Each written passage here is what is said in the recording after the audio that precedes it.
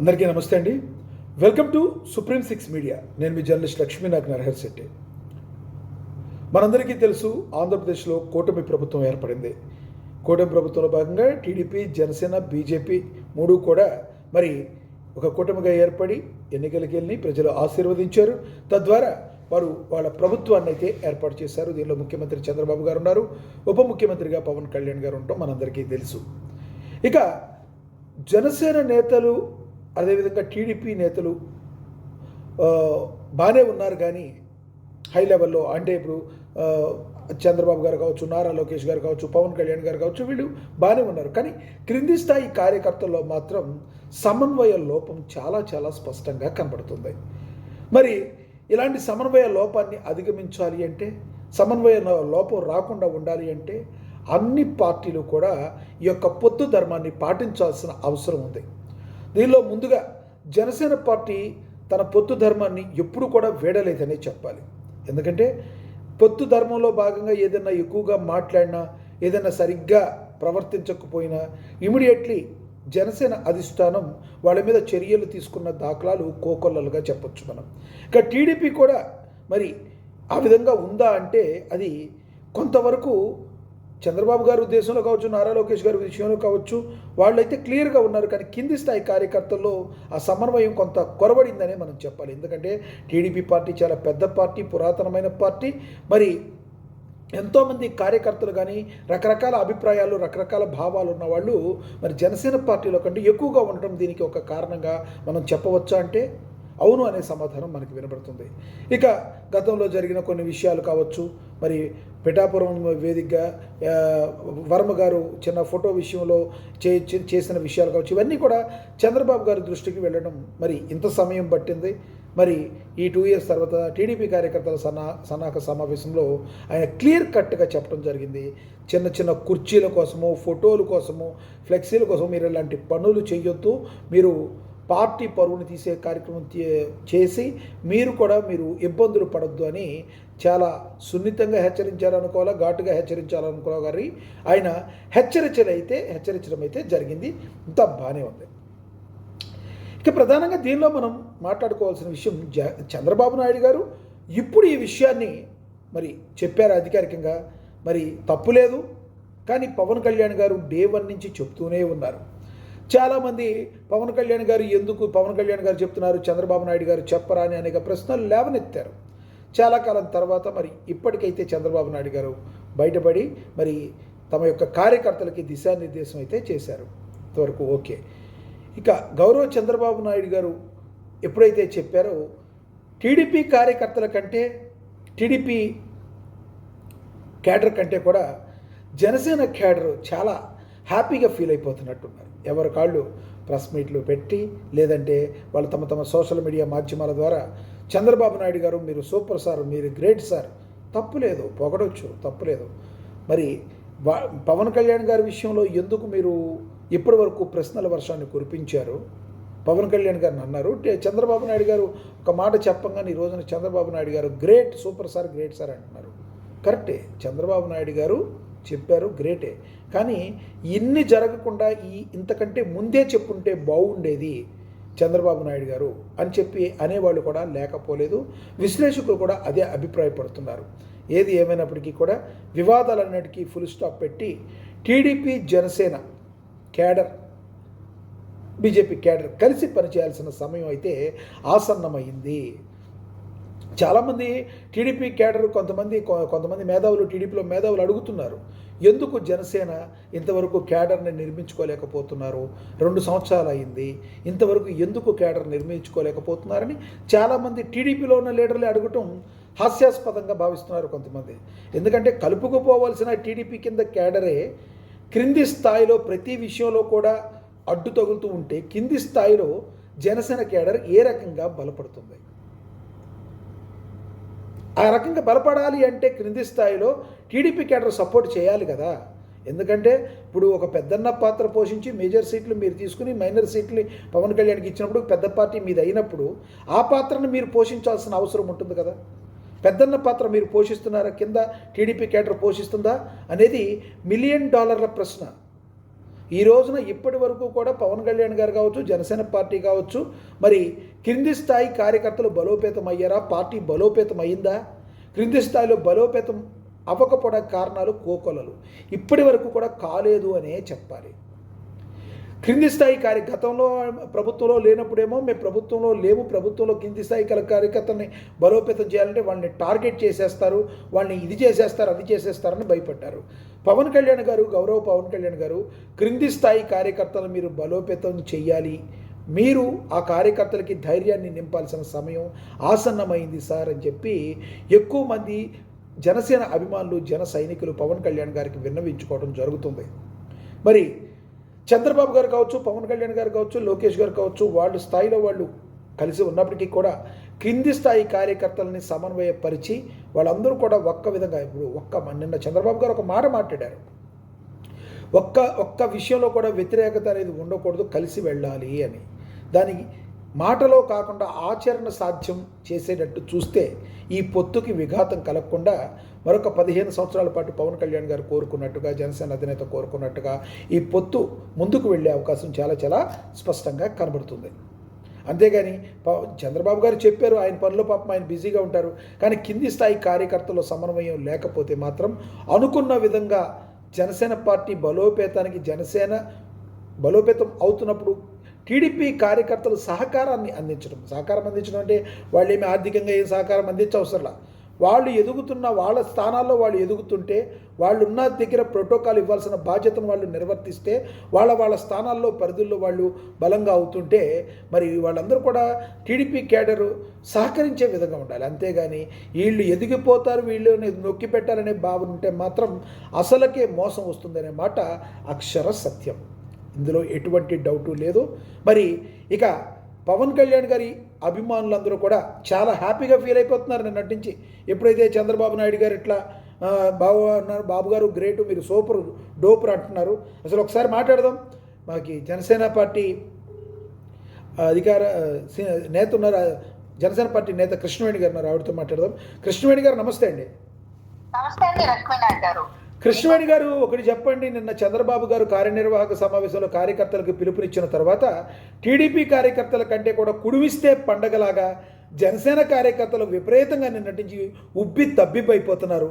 సంస్థాగతంగా మరి మీ పార్టీ ఇప్పటికైనా బలోపేతం అవుతుందంటారా? సమన్వయం అయ్యే అవకాశం ఉందంటారా టీడీపీ కార్యకర్తల ద్వారా?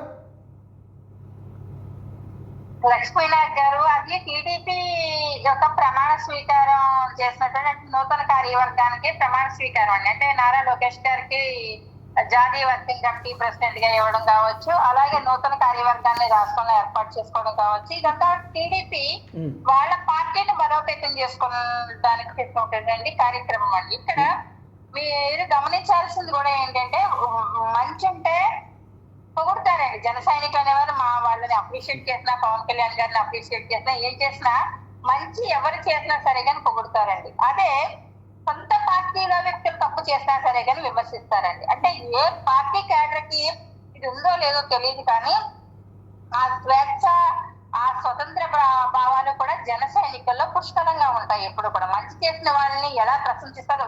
ఇన్ కేసు వైఎస్ జగన్మోహన్ రెడ్డి గారే మంచి చేస్తారనుకోండి, దాన్ని కూడా తిట్టడం కాకుండా ప్రశంసించేటువంటి మనస్తత్వం ఉన్న వ్యక్తులు. కృష్ణవేణి గారు, మిమ్మల్ని ఒకటి స్ట్రైట్ గా అడగాలనుకుంటున్నా. నిన్న చంద్రబాబు నాయుడు గారు చెప్పారు, గతంలో ఇప్పుడు వత్సవాయి వర్మ గారు లాంటి వాళ్ళు కొంతమంది ఎలా చేశారో అనేది మీకు తెలుసు, కొత్తగా మళ్ళీ దాని గురించి మాట్లాడుకునేది లేదు. చంద్రబాబు గారు అయితే ఒక క్లారిటీలో ఉన్నారు, పవన్ కళ్యాణ్ గారు, లోకేష్ గారు క్లారిటీలో ఉన్నారు. కొంతమంది టీడీపీలో ఉన్న మేధావులు కావచ్చు, టీడీపీకి ఇష్టపడేవాళ్ళు కావచ్చు, మీ యొక్క కార్యకర్తలని, మీ యొక్క పార్టీని బలోపేతం ఎప్పుడు చేసుకుంటారని జనసేన నేతలను కూడా ప్రశ్నిస్తున్నారు. అసలు టీడీపీ వాళ్ళ సహకారం లేకుండా జనసేన కార్యకర్తలు, జనసేన నియోజకవర్గాల వ్యాప్తంగా బలోపేతం అయ్యే అవకాశం ఉందంటారా? నెంబర్ 1. నెంబర్ 2, ఎందుకంటే గతంలో మీరు కింది స్థాయిలో ఎందుకు బలోపేతం కాలేదన్నందుకు మీ పవన్ కళ్యాణ్ గారే కింది స్థాయిలో బలోపేతం అవ్వాలంటే అప్పట్లో ఉన్న ప్రభుత్వం టార్గెట్ చేసేసేది, వాళ్ళ యొక్క పరిస్థితి ఏముంటుందో భయపడి కింది స్థాయిలో బలోపేతం చేయడానికి కంగారు పడ్డాము అన్నారు. ఈ రోజున ఎవరి కోసం మీరు ఇప్పటి వరకు కూడా కింది స్థాయిలో మీరు బలోపేతం కాలేకపోతున్నారంటే ఏం చెప్తారు మీరు? లక్ష్మీనాథ్ గారు, ఇక్కడ మేము ఏ పార్టీకి బి టీం కాదండి. ఏ పార్టీ బలోపేతం చేయడానికి మా పార్టీ ఆవిర్భవించలేదు. నేను ఇది ఒక క్లారిటీగా ప్రజలకు ఒక క్లారిటీ ఇవ్వాలనుకుంటున్నాం. ఎందుకంటే జనసేన పార్టీ అధినేత పవన్ కళ్యాణ్ గారు పార్టీ ప్రకటించినప్పటికీ కూడా ఇప్పటికీ నిస్వార్థంగా పనిచేస్తున్నటువంటి వ్యక్తులే పార్టీలో చాలా మంది ఉన్నారు. అంటే పార్టీ బలోపేతం అవ్వకుండా ఆపుతున్నటువంటి కొన్ని అదృష్ట శక్తులు కావచ్చు, కొంత అదృష్ట అది మా అధినేత పక్కనే ఉండి వెన్నుపోటు పొడుస్తున్నారు అనేటువంటి, ఆయన పక్కనే ఉండి పార్టీని ఎదగనివ్వకుండా వెన్నుపోటు పొడుస్తున్నారు అనేటువంటి విమర్శలు అనేకం వచ్చినాయి. అవి నిజమా కాదా అన్నది భగవంతుడి ఎరిక.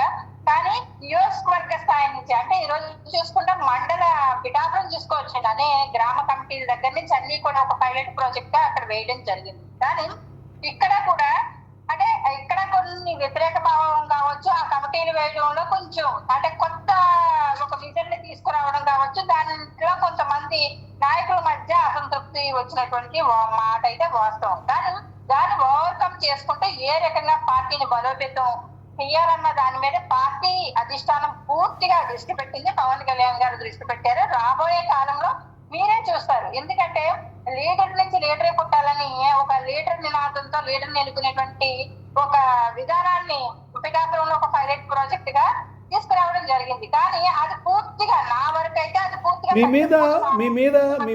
మీ పార్టీ మీద అనేక బయట రచ్చబండ దగ్గర మాట్లాడుకునే మాటలు కావచ్చు, ప్రజలు మాట్లాడుకునే మాటలు కావచ్చు, మీతో మాట్లాడుతున్నాను. ఎందుకంటే ప్రతి ఓటర్ కూడా ఆలోచన మొదలయ్యేది ఇలాంటి రచ్చబండల దగ్గరే. ఎందుకంటే మీరు ఒక 21 మంది ఎమ్మెల్యేలు ఉన్నారండి.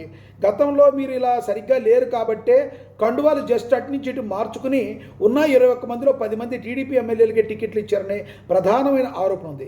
మీరు వ్యక్తిగతంగా వచ్చే ఎన్నికలకైనా ఎదుగుతారా? ఆ ఎదిగిన తీరు నిజంగా రాష్ట్రానికి ఉపయోగపడి ఉంటుందంటారా? లేదంటే మరికొంతమంది టీడీపీ వాళ్ళని తీసుకొచ్చి కండువాలు మార్చి మీ యొక్క పార్టీలో మళ్ళీ టికెట్లు ఇచ్చే అవకాశం ఉందంటారా? అంటే ఇక్కడ డబ్బు ఒకటే రాజకీయాన్ని శాసించేటువంటి ఒక రాజకీయ వ్యవస్థలో మనం నడుస్తూ ఉన్నప్పుడు ఇక్కడ మా అధినేత పవన్ కళ్యాణ్ గారు కూడా నలిగిపోతున్నటువంటి పరిస్థితి అండి. ఒక మనిషి అంతా పార్టీని అంతా కూడా ఒక సక్రమంగా నడిపించాలంటే సాధ్యమయ్యేటువంటి పని కాదు. ఆయన తీసుకున్నటువంటి మంత్రి శాఖలకు కూడా ఒక పక్క న్యాయం చేయాలి. ప్రజల కోసం అడవులంటూ కూడా తిరుగుతూ దశాబ్దాల చరిత్రలో చేయలేనటువంటి పనుల్ని ఇవాళ మా అధినేత పవన్ కళ్యాణ్ గారు సంపూర్ణంగా చేసి చూపిస్తున్నారు. ఈ సంపూర్ణంగా చేస్తున్నటువంటి క్రమంలో పార్టీ బాధ్యతలని కొంతమందికి అప్పగించినప్పటికీ కూడా అక్కడ వాళ్ళు చేసేటువంటి నిర్ణయాలు కానీ, అంటే జన సైనికుల్లో ఒకటి ఉంటుందండి, పవన్ కళ్యాణ్ గారి నిర్ణయమే ఫైనల్ డెసిషన్ గా ప్రతి ఒక్క జన సైనికులు కానీ, వీర మహిళలు కానీ, కార్యకర్తలు, నాయకులు భావిస్తూ ఉంటారు. కానీ అదే విధానంతో ఎవరికి అక్కడ బాధ్యతలు అప్పగించినా సరే కానీ ప్రతి ఒక్కరు కూడా గ్రౌండ్ స్థాయి నుంచి అభద్రతకి గురయ్యేటువంటి అనేక మంది జన సైనికులను చూస్తున్నాం, వీర మహిళలను చూస్తున్నాం. అంటే జరుగుతున్నటువంటి పర్యవసనాలు అలాగ ఉండడం కావచ్చు. అలాగే డబ్బు కొత్తగా రాజకీయ పార్టీ మా పార్టీలోకి రీసెంట్ గా వచ్చినటువంటి వ్యక్తులు, లేకపోతే పార్టీ ఆవిర్భావం నుంచి పార్టీ సిద్ధాంతాలకి ఆశయాలకి కట్టుబడి చెమటోర్చినటువంటి వ్యక్తులు పక్కన పెట్టి వాళ్ళకన్నా కింద స్థాయిలో పనిచేసేటువంటి వ్యక్తులు తీసుకొచ్చి అగ్రపీఠ మీద కూర్చోబెట్టడం కావచ్చు, డబ్బున్న వ్యక్తులకి ప్రధానమైనటువంటి ప్రిఫరెన్స్ ఇవ్వడం కావచ్చు, రాజకీయ వారసత్వాన్ని మాత్రమే ప్రోత్సహించేటువంటి వ్యక్తులు ఉండడం కావచ్చు. ఇదంతా రాజకీయ అవగాహన లేనటువంటి వ్యక్తులకి అగ్రపీఠంలో అధిష్టానంలో స్థానం కల్పించడం కూడా కరెక్ట్ కాదేమో అని ఒక జనసేన వీర మహిళగా చెప్పండి పనిచేస్తున్నాను కాబట్టి అదైతే మాత్రం నాకు కూడా సంకోచితంగానే ఉందండి. ఎందుకంటే ఇప్పుడు పదవి రాలేదనో ఇంకొకటనో కాదు, నా సబ్ జూనియర్స్ కూడా ఈ రోజు కమ్యూనిటీ పరంగా చూసుకోవచ్చు, ఏ రకంగా చూస్తున్నా సరే కానీ అగ్రస్థానంలో వాళ్ళకి పదవులు కల్పించినటువంటి పరిస్థితి. మాలాంటి వాళ్ళు చాలా మంది గ్రౌండ్ స్థాయిలోనే ఉండిపోయాం. మా గురించి ఒక్కటి చెప్పండి కృష్ణవేణి గారు, రాజకీయ పార్టీ పెట్టింది రాజకీయం చేయటాకే.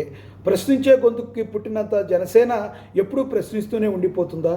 అధికారంలో మీరు భాగస్వామ్యం అయినప్పటికీ కూడా పక్క పార్టీలన్నీ కూడా రాజకీయం చేసినప్పుడు మీ అధినేత మీరు కూడా రాజకీయమే చేయాలి కదా. అందుకే కదా రాజకీయ పార్టీ ఉండేది. నెక్స్ట్ వచ్చే ఎన్నికలకైనా మీరు ఒక రాజకీయ పార్టీగా ఉంటారా, లేదంటే మనసుతో స్పందించే పవన్ కళ్యాణ్ గారు ఎప్పుడు ఎలా మంచి పేరుందో అదే పేరుతో ఉంటారా? రాజకీయ పార్టీ పెట్టింది రాజకీయం చేయడానికా కాదా? ప్రజలకు సేవ చేయాలి, అదే సమయంలో రాజకీయం చెయ్యాలి కదా. అన్ని పార్టీలు ఒకలాగా ఉన్నప్పుడు మీరు ఒక్కళ్ళే మనసుతో స్పందిస్తాము అంటే అన్ని వేళ అది కుదురుతుంది అంటారా? అన్ని రాజకీయ పార్టీలు రాజకీయమే చేయించండి, కానీ మనస్సుతో స్పందించేటువంటి మానవత్వం ఉన్నటువంటి వ్యక్తి పవన్ కళ్యాణ్ గారు 100% డౌట్ లేదు. లక్ష్మీనగర్ ఇంత గ్రౌండ్ లెవెల్లో చాలా మందికి అవమానాలు ఎదురవుతున్నా సరే కానీ, ఎంత సీనియారిటీ ఉన్నా, ఎంత నిబద్ధతతో పనిచేసినా, నీతి నిజాయితీ ధర్మం వైపు నడుస్తున్నా సరే కానీ ఇక్కడ కూడా చాలా మంది తక్కువేయబడుతున్నారు, అణచివేయబడుతున్నారు. అది మా కళ్ళ ముందు జరుగుతుంది. అదే అడుగుతున్నా, అది నిజంగా జరుగుతుందా? అది పరిష్కరించే అవకాశం ఉందా లేదా? సార్, అది ఓవర్కమ్ చేయడానికి ఏంటంటే ప్రశ్నించే తత్వాన్ని మా అధినేత పవన్ కళ్యాణ్ గారు మాకు నేర్పించినటువంటి ఫస్ట్ అది ఇంకేదండి. ఏంటంటే అన్యాయం ఎదుర్కొంటా జరుగుతుంటే మీరు నోరు మూసుకుని ఊరుకోవద్దు, ప్రశ్నించమని ఆయన ప్రశ్నించే తత్వాన్ని మాలో ప్రబోధించింది ఆయన. అలాంటప్పుడు మా పార్టీలోనే అన్యాయం జరుగుతుంది, మా పార్టీలోనే తక్కువేయబడుతున్నారు, నిలివేయబడుతున్న వాళ్ళు అణచివేయబడుతున్నారు, పార్టీ బలోపేతం అవ్వకుండా ఆపేస్తున్నారు. ఎవరు ఆపుతున్నారంటే ఏం చెప్తారండి? ఆపేవాళ్ళు ఎవరంటారు? పార్టీ ఎదగకుండా ఆపేవాళ్ళు ఎవరంటారు? సార్, అవి టైం వచ్చినప్పుడు ఆల్రెడీ అన్ని బయటకు వస్తూ ఉన్నాయి. ఖచ్చితంగా మెడపెట్టి గెంటేసేటువంటి పరిస్థితులు కూడా ఉంటాయి. మా అధినేత పవన్ కళ్యాణ్ గారు ప్రజల కోసం పుట్టిన పార్టీ ఇది, ప్రజల కోసం పుట్టినటువంటి పార్టీ కాబట్టి ఖచ్చితంగా ఆయన ఆశయాలకు కానీ, ఆయన సిద్ధాంతాలకు కానీ, ఆయన నిజాయితీకి కానీ తూట్లు పొడిస్తే మాత్రం మేము ఫస్ట్ మేము ఊరుకునేటువంటి పరిస్థితి ఉండదని. ఎందుకంటే మేము మా అధినేత పవన్ కళ్యాణ్ గారు ఎలా నిలబడ్డారో ఆ పార్టీని ఒక చంటి బిడ్డలాగా గ్రామ స్థాయి నుంచి కాపాడుకుని వచ్చినటువంటి. చివరిగా చెప్పండి కృష్ణవేణి గారు, మీ పార్టీ వచ్చే సార్వత్రిక ఎన్నికలకి గ్రామ స్థాయిలో, బూత్ స్థాయిలో బలోపేతమయ్యి మీరు అంతకుముందు ఎవరైతే అభిమానులు కావచ్చు, జనసేన ప్రేమించిన వాళ్ళు అనుకున్న విధంగా సీట్లు తెచ్చుకుని పొత్తులో భాగస్వామ్యంగా నిలబడుతుందా, లేదంటే బయట జగన్మోహన్ రెడ్డి గారు ఇంకొకళ్ళు చెప్తున్నట్టుగా బీ టీమ్గా ఉండిపోతుందా? చివరిగా చెప్పండి. లక్ష్మీనారాయణ గారు, మాకు ఒక పార్టీకి బీ టీమ్ గా, ప్రజలకు బీ టీమ్ గా ఉండిపోతామండి. ప్రజాసేవ చేయడానికి బీ టీమ్ గా ఉండిపోతామేమో తప్ప మేము ఒక పార్టీకి బీ టీమ్ గా ఉండిపోతామన్నది అది కళ. ఎందుకంటే మా అధినేత పవన్ కళ్యాణ్ గారు ఇక్కడ వరకు పార్టీని వచ్చి తీసుకొచ్చారు అంటే ఇక్కడ నుంచి ఆయన ప్రతి వ్యూహాలు ఆయనకి తెలుసు, ఎక్కడ కొరడాయించు కొట్టాలో కూడా ఆయనకి తెలుసు. కాకపోతే గరళం రాసుకున్నటువంటి శివుళ్లాగా ఆయన ప్రశాంతంగా ముందుకు వెళ్ళిపోతూ ఉంటాడు. కాబట్టి మేము కూడా యోగ నిద్రలో ఉన్నట్టే జరుగుతున్నటువంటి ప్రతి అంశం చూస్తూ ముందుకు వెళ్ళిపోతూ ఉన్నాం. రాబోయేటువంటి సార్వత్రిక ఎన్నికల్లో మీరే మా పార్టీ బలాన్ని చూస్తారు. ఆ రోజే ఇవ్వేటువంటి క్వశ్చన్స్ ఏ విధంగా ఉంటాయో కూడా నేను కూడా వెయిట్ చేస్తున్నాను సార్. రైట్, ధన్యవాదాలండి మీ అభిప్రాయం తెలియజేసినందుకు కృష్ణవేణి గారు. రైట్, ధన్యవాదాలండి. సో చూసాం కదా, పార్టీ ఈ గ్రామ స్థాయిలో ఎటువంటి పరిస్థితుల్లో బలోపేతం చేస్తాం, దీనిలో ఎటువంటి డౌటు లేదని మరి కృష్ణవేణి గారు అయితే చెప్తున్నారు. జన సైనికులు కావచ్చు, కొంతమంది నిరాశ నిస్పృహల్లో ఉన్నవాళ్ళు ఎవరైనా కూడా అధినేత మీద నమ్మకం ఉంచండి. అధినేత ప్రతి వ్యూహాలకు మేము ఎప్పుడు కూడా మరి లోబడి ఉంటాము. ఆయన మీద మాకు గట్టి నమ్మకం ఉందని జన సైనికులు ఇప్పటికీ కూడా చెప్తున్నారు. చూడాలి మరి రానున్న రోజుల్లో జనసేన పార్టీ ఏ విధంగా గ్రామ స్థాయిలో బలపడుతుందో, మరి ఏ రకంగా ముందుకు వెళుతుందో వేచి చూద్దాం. నమస్తే, చూస్తూనే ఉండండి Supreme 6 మీడియా. షేర్ చేయండి, సబ్స్క్రైబ్ చేయండి.